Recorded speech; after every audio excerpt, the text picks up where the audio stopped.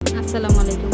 অনেক চমৎকার একটি হালিম রান্নার রেসিপি নিয়ে আসলাম। খুবই সহজ উপায়, অল্প কিছু উপকরণেই আমি বানিয়ে ফেলবো হালিমটি। এখানে চর্বি আছে গরুর, সামনে যেহেতু কুরবানি ঈদ, এই গরুর চর্বি দিয়ে খুবই মজা করে এই হালিমটি রান্না করে পরিবেশন করতে পারবেন মেহমানের সামনে। আমি এখানে খুব সহজ পদ্ধতিতে হালিম রান্নার রেসিপিটি শেয়ার করছি। আপনাদের ভালো লাগলে অবশ্যই আমার চ্যানেলটি সাবস্ক্রাইব করে আমার পাশে থাকবেন।